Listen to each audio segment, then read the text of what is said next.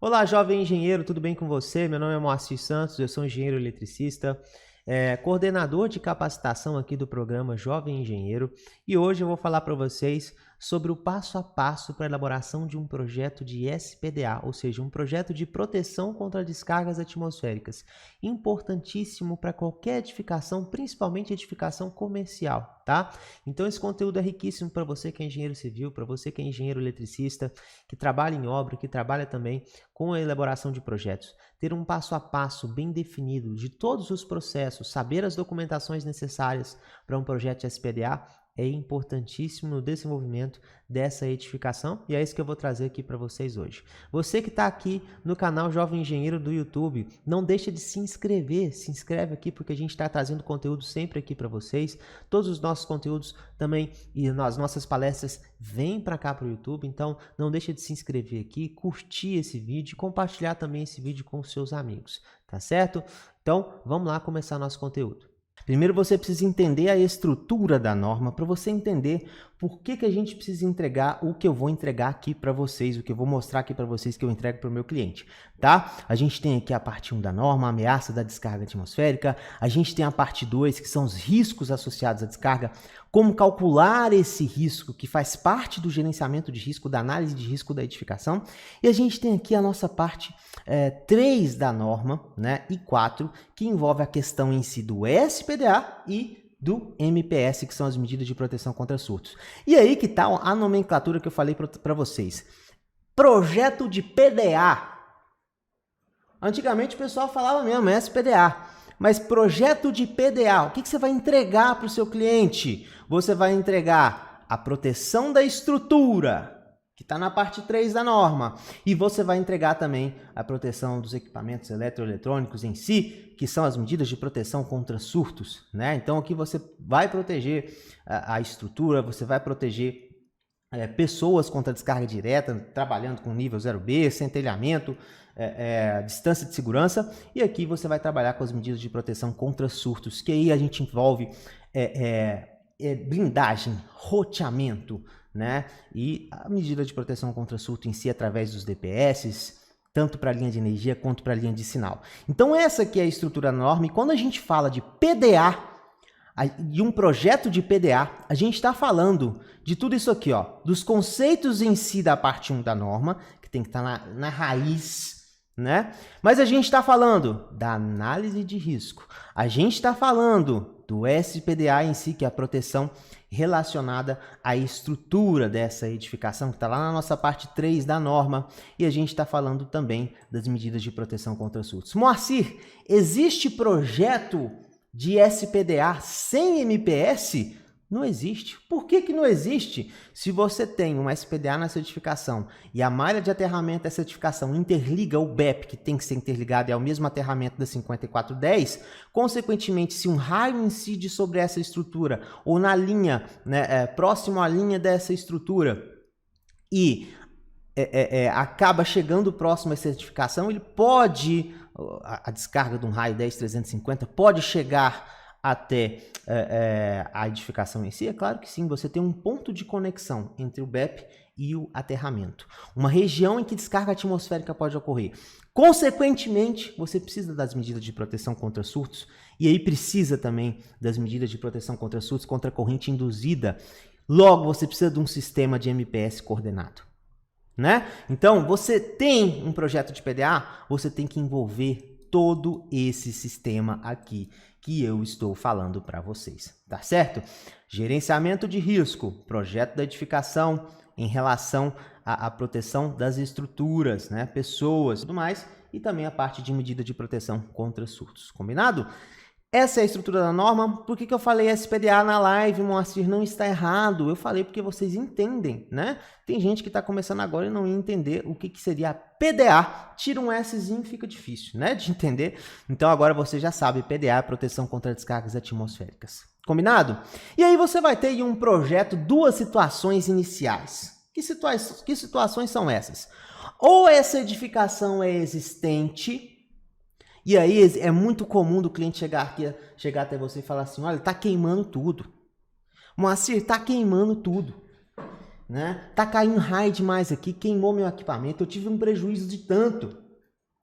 Eu preciso colocar um para-raio aqui na minha edificação. É mais ou menos desse jeito que um cliente comum vai falar. Se esse cliente tem um certo conhecimento, ele vai falar, Moacir, eu preciso de um SPDA aqui nessa edificação, que eu vou construir agora, ou eu preciso de um SPDA nessa edificação, porque é uma região que está incidindo muito raio.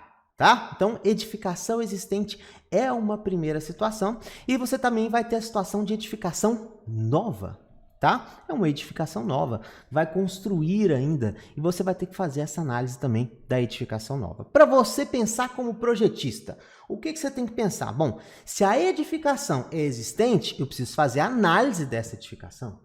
Então é muito importante que você vai elaborar um projeto de SPDA, está elaborando na sua região, vá até lá para você coletar informações importantes. Como, por exemplo, existe um sistema de incêndio nessa edificação? São informações que eu tenho que trabalhar no meu gerenciamento de risco. Né? Qual a quantidade de pessoas, o fluxo de pessoas médio aqui nessa edificação? Ali a arquitetura com a realidade, vai num dia de semana lá nessa edificação comercial, por exemplo. Então você precisa fazer a análise dessa edificação para você fazer a primeira documentação do seu projeto de SPDA, que é o gerenciamento de risco. Isso pouca gente faz. Essa análise vai só pela arquitetura. Vá na edificação se for na sua região. Faça um projeto corretamente, que projeto de SPDA é coisa séria. E aí, mas beleza. Se eu falo, você como projetista pode elaborar um projeto em qualquer lugar do Brasil, tá? Você, trabalhando com as suas prospecções, fechando projetos, acabou fechando um projeto de PDA lá no Ceará, lá em Manaus e você aqui de Goiás. O que você vai fazer? Você vai solicitar essas informações para o seu cliente se essa edificação já é existente, tá certo? Eu não vou aqui citar os itens específicos de informação que você precisa. Na consulta do gerenciamento de risco você pega isso melhor, né? Até porque eu não tenho de cor, de cabeça um GR, né? Mesmo fazendo muito eu não tenho de cabeça um GR, porque o objetivo da live é te mostrar o que eu entrego para o meu cliente em um projeto de PDA. Tá? Mas análise da edificação, qual é a análise que você tem que fazer presencialmente? Dá uma olhadinha na parte 2 da norma, no que se refere a gerenciamento de risco, que você vai começar a coletar informações e verificar que você precisa dessas informações, como quantidade de pessoas, o modo de trabalho que define as zonas nesta edificação, as zonas de proteção. Então, se a edificação é existente, é muito importante que você vá até lá ou mande um checklist para o seu cliente coletando essas informações. São duas situações iniciais, essa é a primeira. A segunda situação é uma edificação nova. Essa edificação nova, a sua análise é básica na arquitetura e, juntamente com o cliente, solicitando as informações de como vai funcionar essa edificação. É uma coisa que a gente faz pouco, é conversar com o cliente ou conversar com o arquiteto. E você que está pensando em projetar, em fechar projetos, você vai conversar com o arquiteto que você não conhece, você já vai mostrar para ele como é que funciona o seu processo de profissionalismo. A hora que você vai conversar com ele, você vai falar assim, fulano, estou fazendo um projeto aqui de para-raio, fala para-raio para ele entender. Fazendo um projeto de para-raio, que é o SPDA aqui dessa edificação. E aí, vamos lá, eu quero perguntar algumas coisas para você de como vai ser o funcionamento. Esse arquiteto já vai olhar de frente. Poxa, aquele outro projetista que fez aquele projeto, ele não fez isso. Mas esse cara está fazendo, esse cara é diferente. Talvez eu possa indicar ele para um outro projeto e você já vai ganhando isso, né? Então, edificação existente. Você tem que fazer a análise da edificação. Bate na parte 2 da norma, que você vai pegar o que você precisa de análise, né? Essa edificação tem DPS, não tem DPS? Esse DPS está coordenado? Uma série de questões que você já pode inserir no seu GR para talvez já chegar num SPDA que você gaste menos, por exemplo, né? E na edificação nova você vai fazer a análise da arquitetura, basicamente. A edificação nova não tem o que dizer, não tem o que fazer, né? Então tem que fazer a análise totalmente do zero, utilizando as questões do gerenciamento de risco aí, né? Em ambos os casos, tanto na edificação existente quanto na edificação nova, na elaboração do projeto, você precisa do quê? Em ambos os casos, da arquitetura com layout, né? Então, seja numa edificação existente, seja em uma edificação nova, você precisa da arquitetura deste projeto, tanto para a malha de captação, então você precisa da cobertura, descida e aterramento, você precisa saber essas informações. Então, como que você vai saber isso? Através da arquitetura. Mas, Moacir, pega demais. Aí pega, cara. Por quê? Porque às vezes eu vou numa edificação que é existente, é muito antiga e só tem aquele projeto no papel. Se tiver, você vai ter que fazer um esboço. Você vai ter que pegar esse projeto para poder passar ele para o AutoCAD, para o material específico de projeto que você trabalha, porque não tem jeito de você projetar sem arquitetura. Como que você vai projetar sem arquitetura? Não tem jeito. E se o caso for muito grave, se a edificação for muito difícil, você não consegue fazer ao menos um esboço, você tem que pedir para o cliente contratar um arquiteto para fazer aquele projeto. Não tem jeito. Você precisa da arquitetura. Este último caso que eu citei, contratar o cliente, contratar o arquiteto, é muito mais difícil. Então você pode embutir no seu orçamento um as-built dessa edificação para você pelo menos elaborar o seu projeto. Né? E você explica isso para o seu cliente, olha, para eu poder elaborar um projeto para você fazer seu projeto com a quantidade de materiais correta, eu preciso fazer um as-built da sua edificação. Então, né, arquitetura com layout, em ambos os casos, tanto para edificação existente quanto para edificação nova, e é óbvio que vai ter projeto, precisa ter. Mas, Moacir, por que essa palavrinha aqui? Por que layout? Layout por causa do seguinte, layout, quando a gente fala arquitetura com layout, são os móveis, né? Os móveis. Mas, Moacir, para que eu preciso dos móveis, né? Quando eu falo móveis, pessoal, geralmente se for numa edificação comercial, vai ter equipamento lá, né? Então vai ter lá, vamos supor que é uma padaria, vai ter lá o forno, né? Vai ter, além do forno, vai ter a maceira, vai ter alguns equipamentos que exigem conexão com a rede elétrica e precisam ser protegidos, precisam estar na análise, principalmente nas medidas de proteção contra surtos, tá?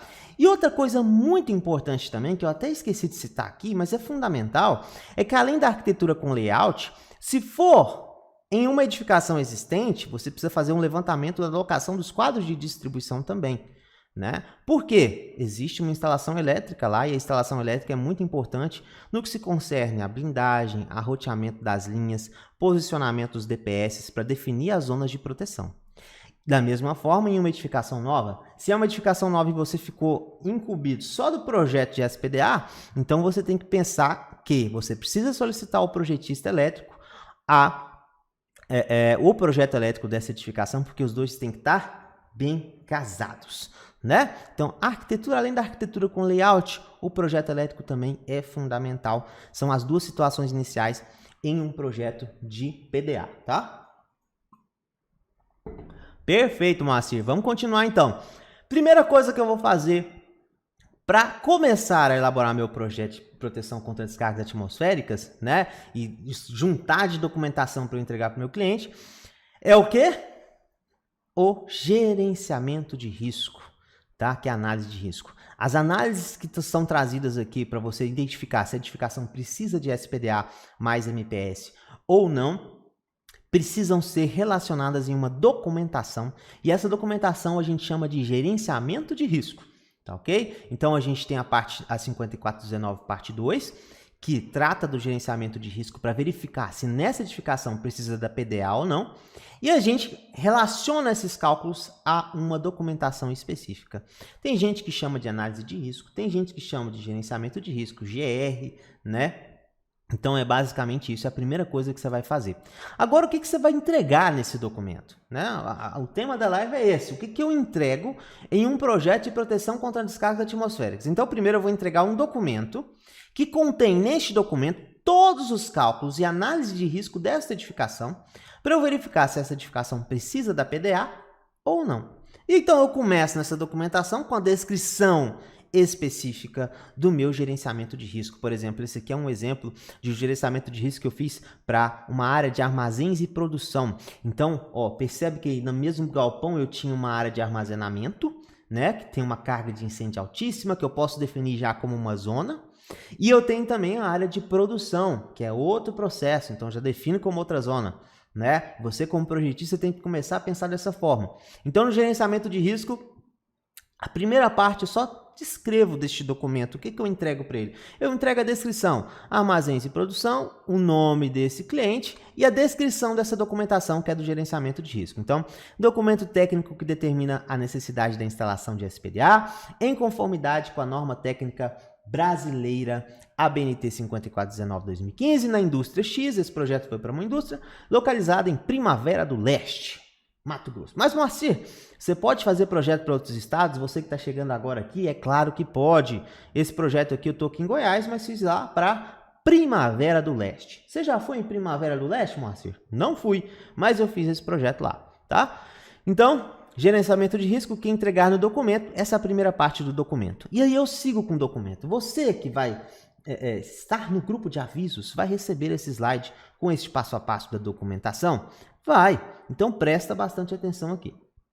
Bom, o que tem nesse documento? Primeiro tem o objetivo, né? O objetivo do gerenciamento de risco. Isso tem até na 5419. Você pode até trabalhar com o texto padrão da norma. O objetivo do gerenciamento de risco é identificar, calculando os riscos através das perdas, dos danos desta edificação, a necessidade de implementação do SPDA, desde o nível de proteção 1 ao nível de proteção 4. Né? Esse é o objetivo. Você como engenheiro, como projetista, né? Você vai identificar esse objetivo. Eu não vou mostrar ele aqui para vocês. Aqui eu vou mostrar as partes fundamentais do que eu entrego no GR. Bom, objetivo tem informação das estruturas. Nesta parte da informação das estruturas, eu coloco aqui o CNPJ do cliente, qual que é a finalidade desta edificação, qual que é a variável NG desta edificação, né? Número de descargas por quilômetro quadrado por ano. Então, eu trago essas informações aqui da estrutura no segundo item do meu gerenciamento de risco, tá? Então, aqui, ó, já tá até aqui, ó. Proprietário, CNPJ, endereço da estrutura, finalidade do empreendimento, né? Os riscos focados, né? Qual foi o risco calculado aqui que foi na perda de vida humana? Risco R4 para perda econômica L4 não foi considerado, né? Então isso aqui é padrão, né, do gerenciamento de risco.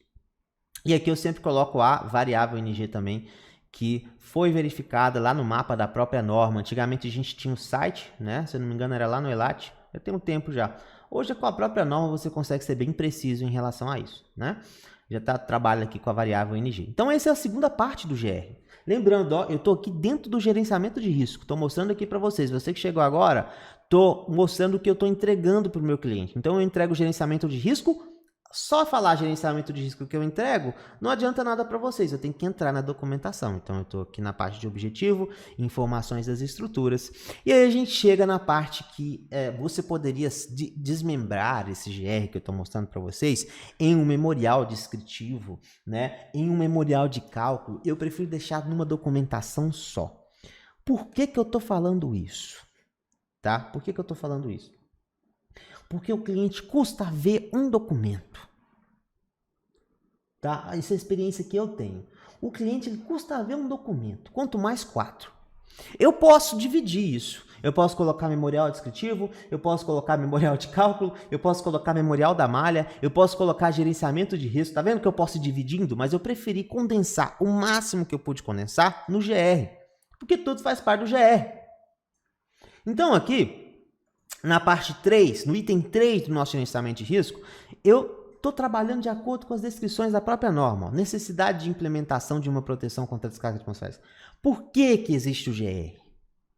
Uma coisa é você dar um documento para o seu cliente e falar, olha, se vira. Outra coisa é você dar um documento explicando o que é esse documento. Qual é o objetivo dele? Qual é a necessidade de uma implementação de uma proteção contra descargas atmosféricas? Então eu não faço assim, eu não procuro fazer um textão, mas eu explico que documento é esse, para que ele está servindo, além do objetivo, né? De onde que vem tudo isso aqui que eu estou falando, né? Em relação também à interpretação dos termos, o que é uma perda, um dano, né? Então a gente traz a explicação sobre esses itens, ó, danos e perdas. Cada item que você está vendo aqui, ó, é uma descrição no meu GR. Isso aqui você pode basear muito da 5419 na parte 2, tá? Então, nesse item eu coloco interpretação dos termos, né? E aí no item 4.1, danos e perdas, riscos e componentes de risco, composição das componentes de risco, né? Então, eu trato nesses itens aqui do meu gerenciamento de risco esses termos. Item 3 e item 4. É descritivo. Tá vendo que isso aqui você pode utilizar para todo GR que você for fazer. Você não vai especificar numa edificação, né, só. Você vai deixar essa documentação e a parte dessa documentação em todo GR que você for fazer.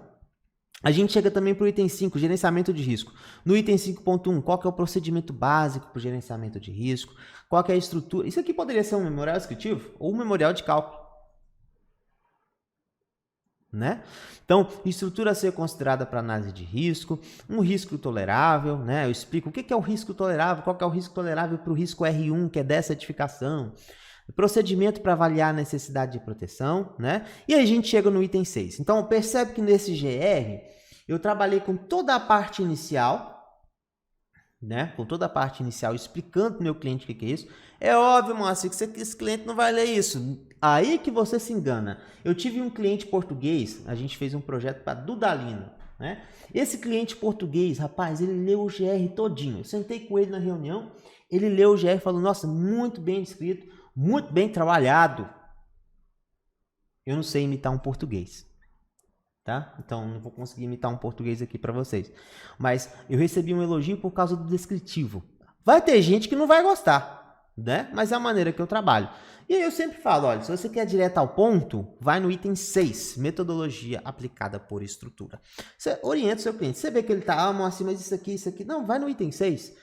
Esse aí é o explicativo. Esse documento tem que ter esse explicativo. E aí você decide se você quer fazer isso ou não. É a maneira que eu entrego, tá? Então, metodologia aplicada por estrutura.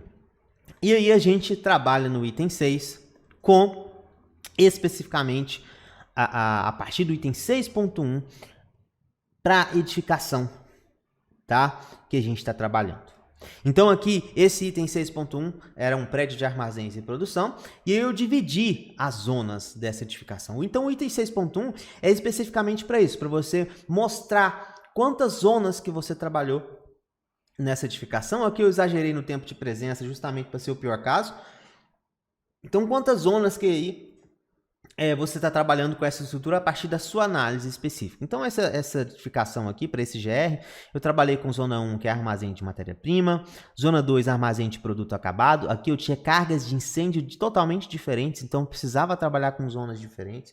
Depois eu quero fazer uma live só de divisão de zonas, que é um item meio delicado e muita gente tem dificuldade nisso. Zona 3, salas.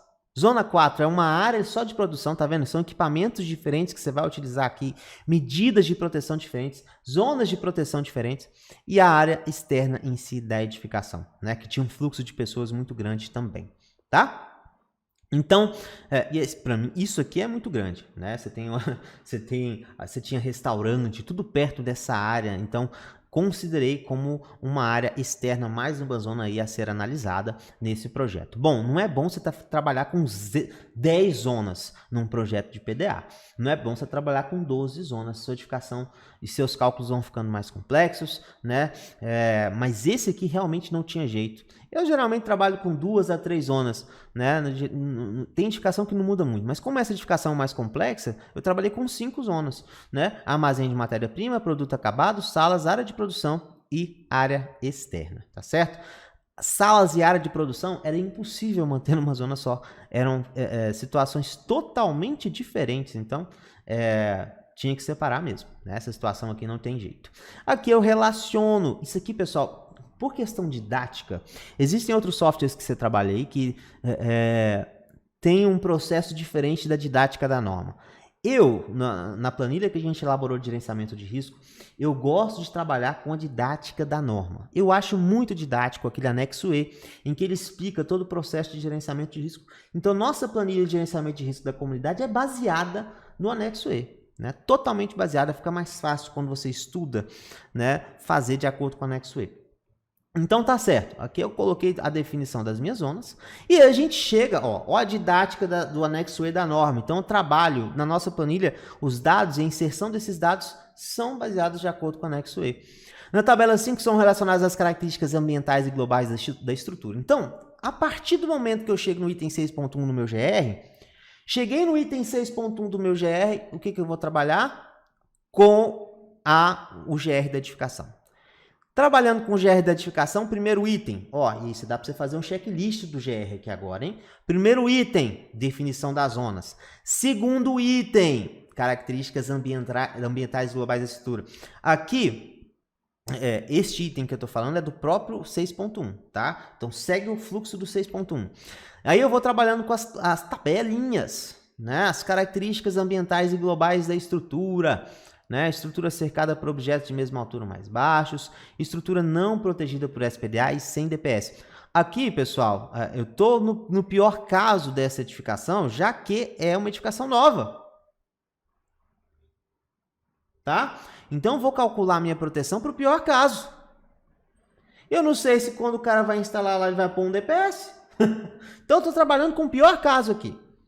Tá? Quando é edificação nova, entendam isso. Edificação nova, eu trabalho com o pior caso da edificação.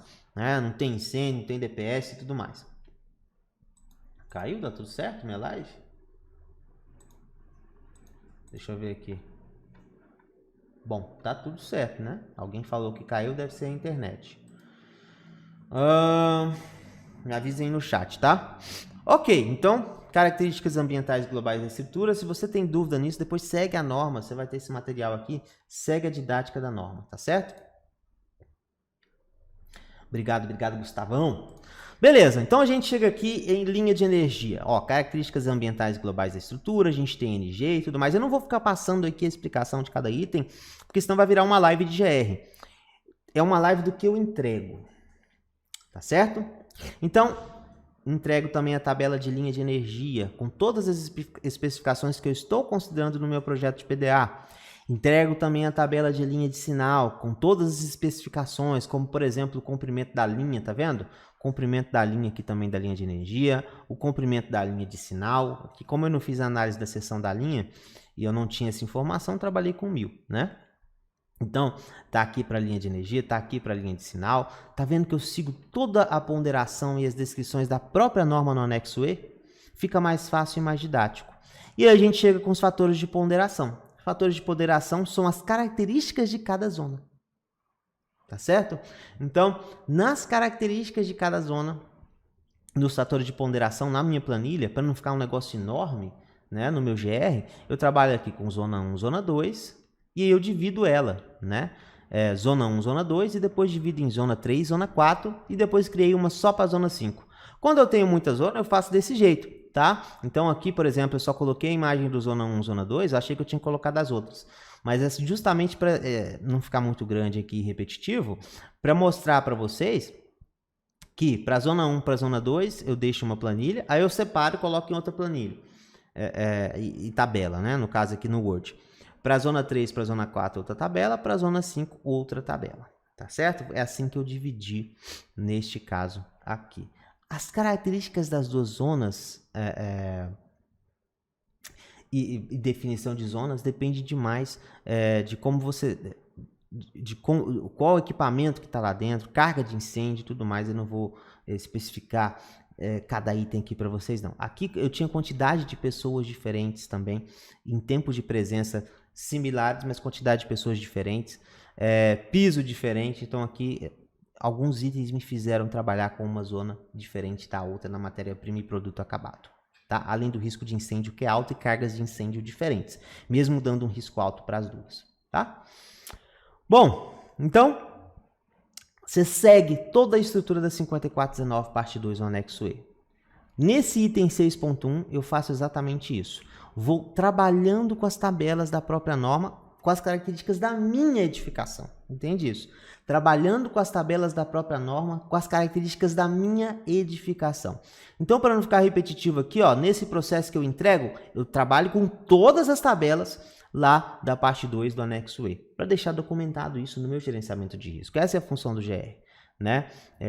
Por que eu pensei quando eu trabalhei dessa forma? Bom, eu preciso explicar para o meu cliente como que eu estou chegando nisso, de onde que vem isso, né?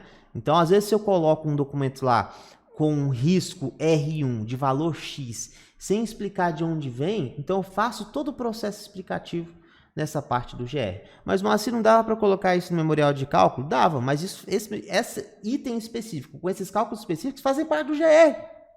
Então, já deixei tudo no GR, na documentação só, tá? E aí a gente chega no somatório do risco R1 para todas as zonas. Zona Z1, Z2, Z3, Z4, tá? Aqui ficou errado, o Z5, ficou errado lá no Word. Z5. Então, somei todos os itens aqui e aí deu que o R1 é maior que o RT, né? Com a somatória de todas as zonas finais aqui, deu que o risco R1 é maior que o risco tolerável, então precisa do SPDA.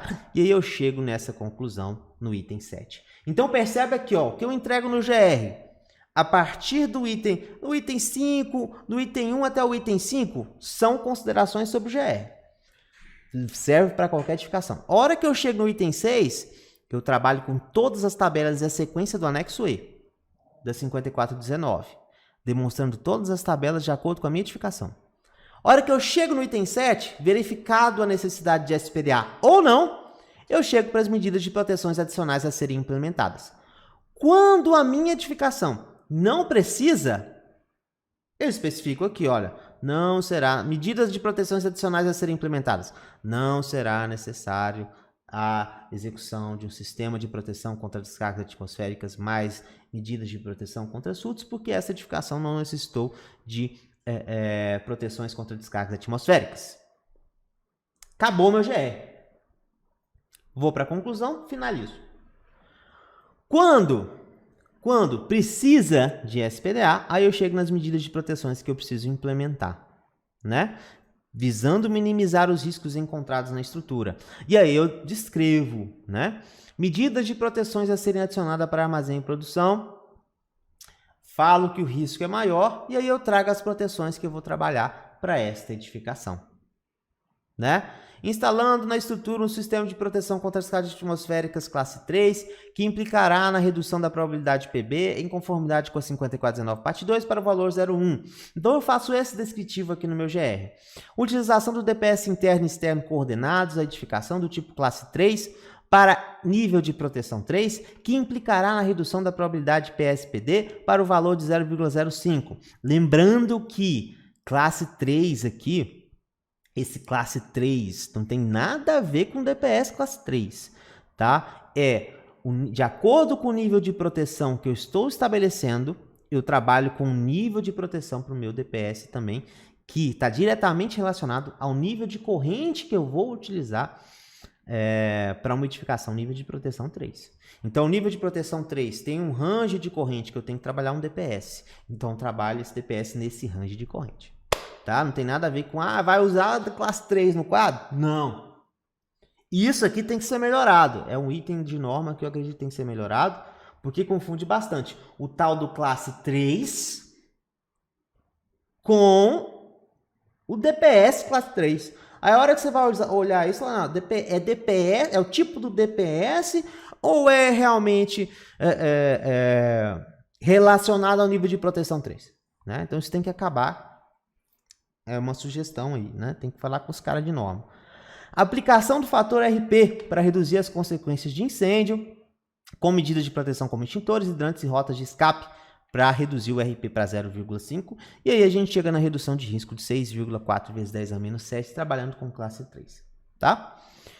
Esse aqui é o exemplo do item 7.1, você vai utilizar para o seu caso, beleza? E aí a gente chega no item 7.2. No item 7.2 eu faço a descrição do sistema de proteção trabalhado. Esse sistema de proteção com SPDA classe 3 a ser instalado na estrutura da sede será desenvolvido utilizando o método das malhas, foi o caso que eu trabalhei aqui, conforme disposto na parte 3, 522 a linha C, sempre citando a norma, a linha, o tópico específico, com o máximo de afastamento dos condutores de 15 metros, executado em chapa de alumínio tal. Será necessária a execução de X descidas responsáveis pela interligação da malha de captação ao aterramento, né? Então aqui eu faço o descritivo do meu SPDA. Mas você só coloca a captação? Claro que não. Eu trabalho com o descritivo da captação. Então tá vendo aqui, ó? Aqui já é o memorial descritivo também. Eu já trabalho com toda a conclusão do meu GR. Eu vou dividindo documentação, eu vou deixar meu cliente confuso. Eu quero o mais prático possível. Ó, nesse GR você vai encontrar tudo isso aí. Você vai encontrar a descrição, você vai encontrar a questão do memorial de cálculo específico. Tá tudo num documento só. Aí eu chego com o meu cliente e entrego 4 documentos. Toma aí para você. Memorial descritivo. Não, condensa isso numa documentação só, explicando o máximo possível que você não erra. E aí no descritivo eu trabalho com a descrição do sistema de captação, principais itens, descrição do meu sistema de descida com anéis de cintamento, distâncias dos meus anéis de cintamento, qual que é o material que eu estou utilizando para descida, qual que é a altura da minha caixa de inspeção, ou se eu estou usando caixa de inspeção no solo, que já é uma coisa que eu não gosto muito. Então eu trabalho com isso. Aterramento, qual que é o aterramento que eu estou trabalhando, o anel em volta e tal. Só que aí nesse item aqui, eu geralmente, se precisar, separo para um memorial de cálculo da malha. Porque aí já vai ficar extenso demais esse documento. E eu vou explicar para vocês em que caso que eu faço isso. Então, no aterramento, eu faço o descritivo do meu aterramento sem mostrar o cálculo que eu chego para esse aterramento. Faço o descritivo da minha equipotencialização, distância de segurança, né? O que eu estou trabalhando, qual foi a distância de segurança calculada para determinado item específico. Faço esse descritivo no 7.2. E trabalho também com o descritivo do MPS, trabalhando com blindagem, roteamento e DPS. Bom, você pode desmembrar. Sistema de captação 7.2, o item 7.2, aí fica 7.2.1, 7.2.2, 7.2.3, 7.2.4, 7.2.5, fazendo descritivo de cada um desses itens aqui, tá?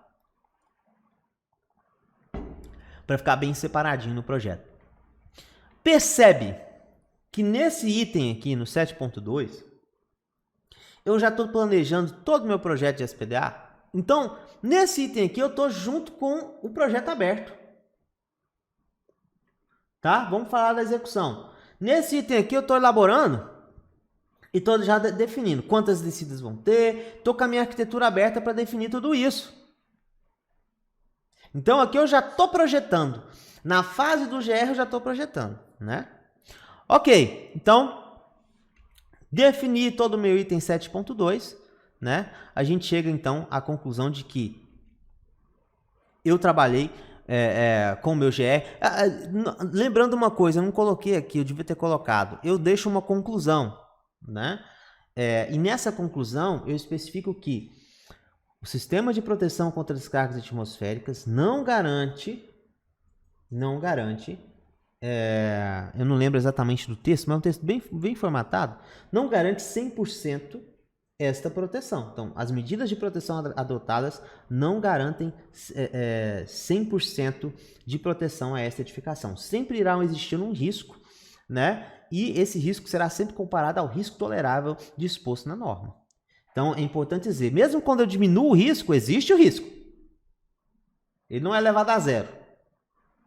Tá? É importante dizer isso e se resguardar nesse ponto aqui. Então, eu trabalho com isso na conclusão. Então, feito o meu gerenciamento de risco, a gente vai... então, isso aqui foi tudo aqui. Mas percebe que os dois estão interligados? Percebe? Então, terminei meu GR, vou para minha PDA, na minha PDA vou para o meu SPDA. E na elaboração do projeto de SPDA em si, existe captação, descida e aterramento. Só que aí, quando a gente fala de aterramento, aqui no meu SPDA, dependendo da minha classe, eu preciso medir a resistividade do solo e fazer a estratificação em camadas deste solo. Então, para isso, eu tenho que fazer um memorial de cálculo da malha.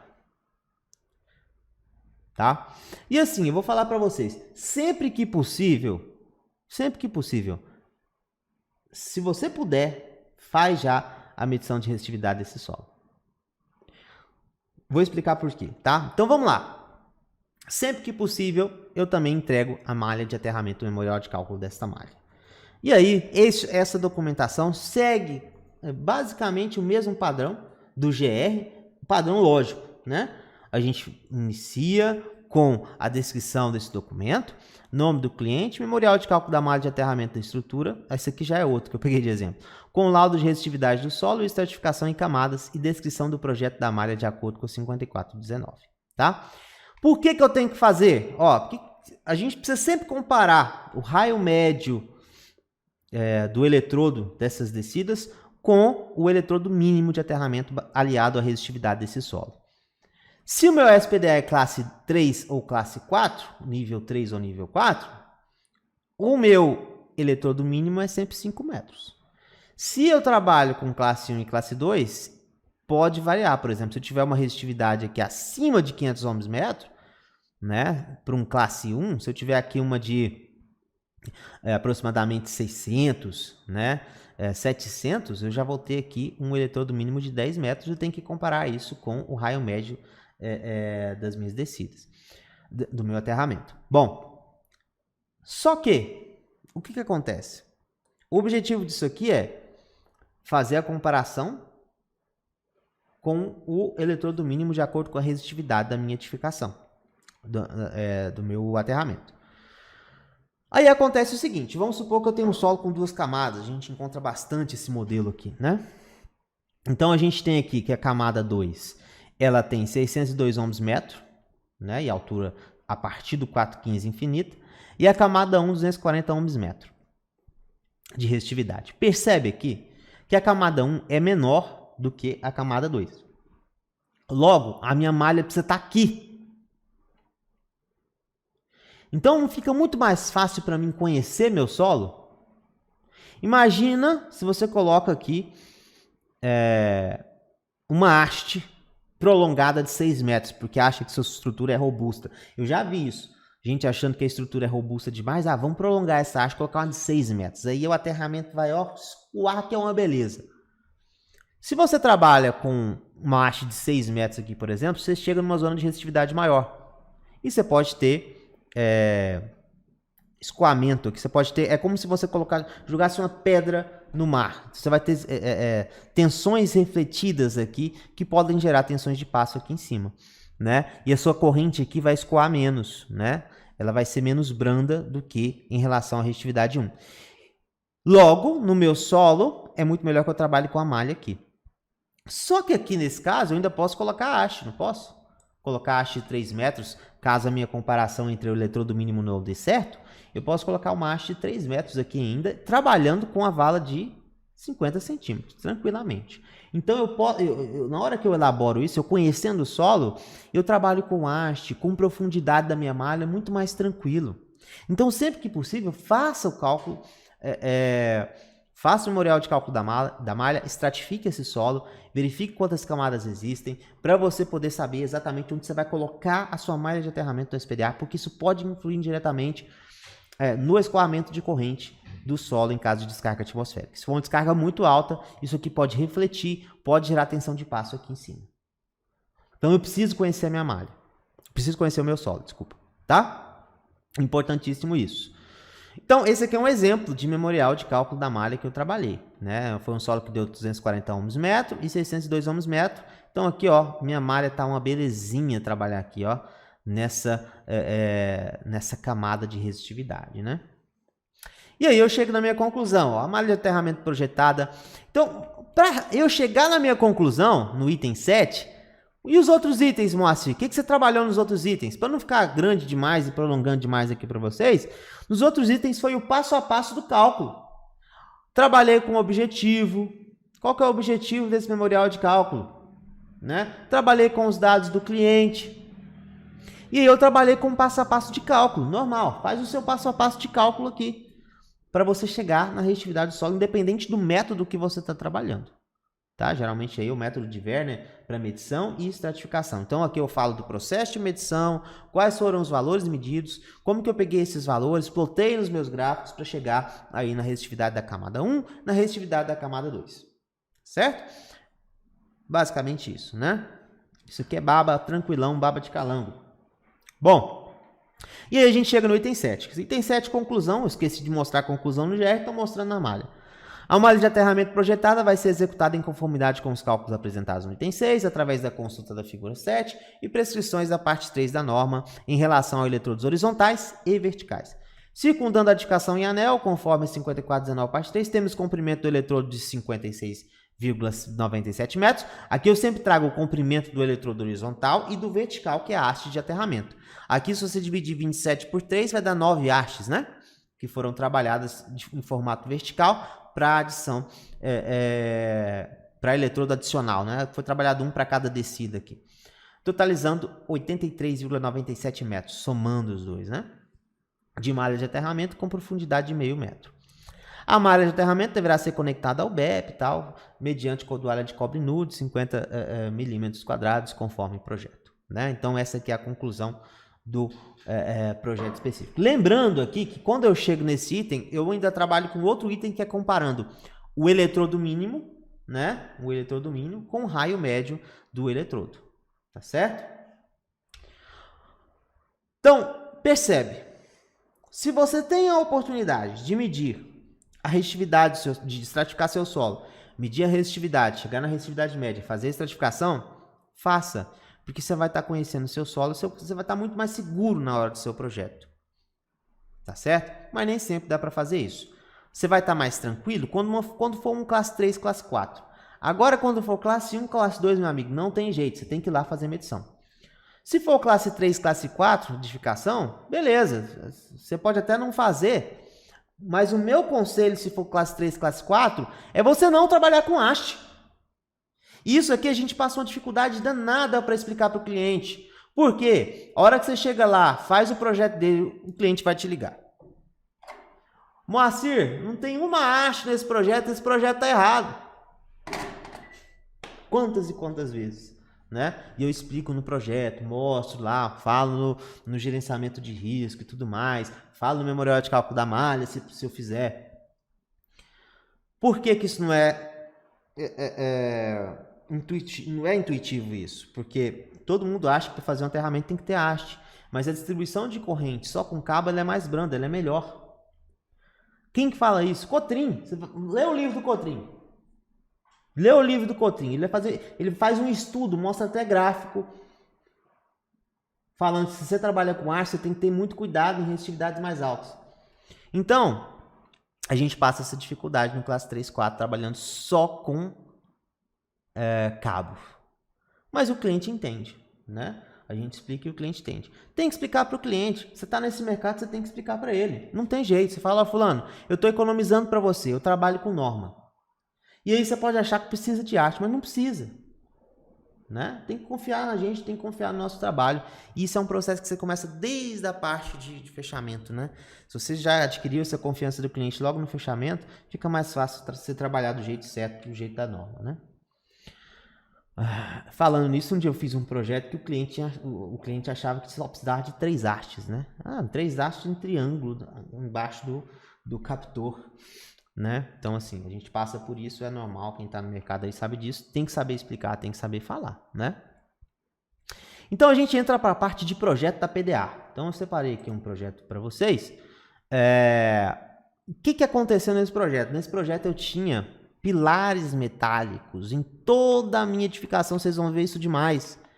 E esses pilares metálicos estão diretamente interligados com a malha de captação, né? Que no caso aí, com a malha de captação, não, com a minha cobertura em estrutura metálica. Então isso aqui, ó, é tudo descida natural, não tem jeito. Eu preciso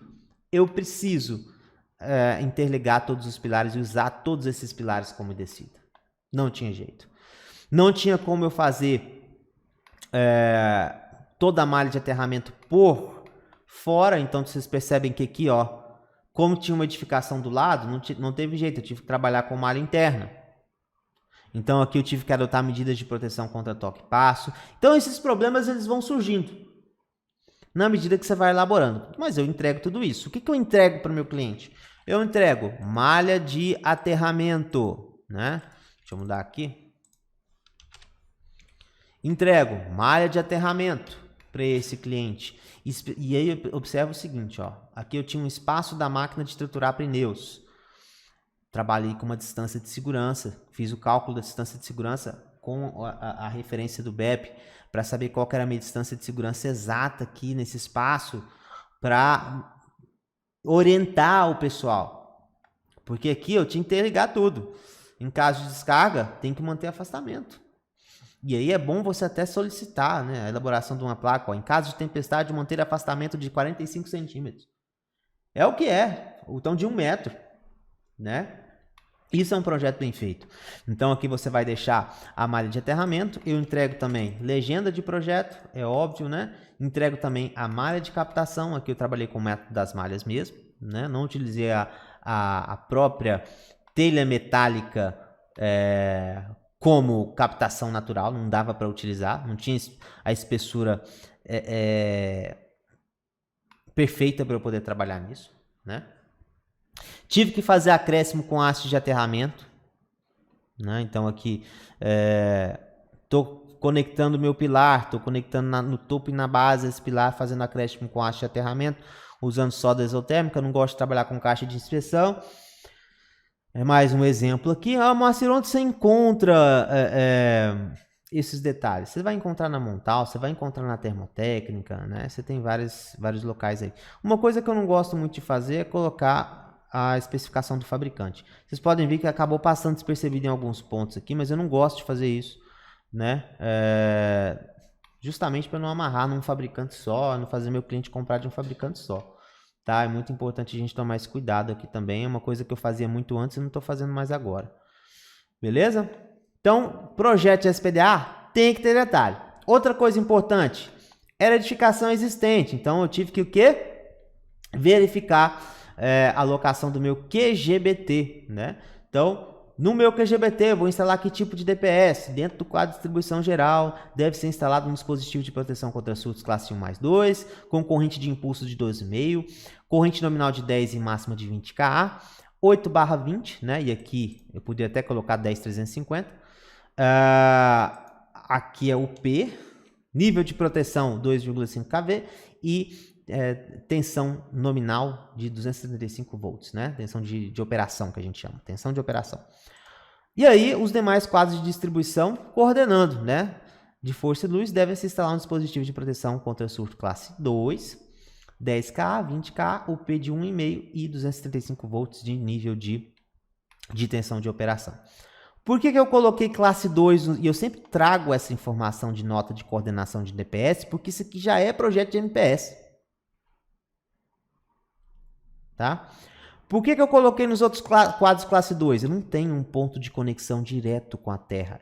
Isso aqui leva a corrente do raio direto para o QGBT. Então, eu tenho que ter classe 1 aqui.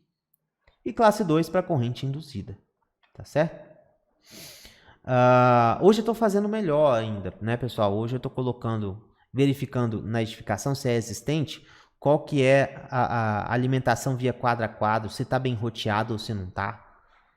Né? Se está trabalhando com uma blindagem magnética aqui relacionada a duto, eletroduto de aço galvanizado, peço para substituir, se possível, se for necessária essa utilização, peço para fazer a substituição. Trabalho com a zona de proteção, né?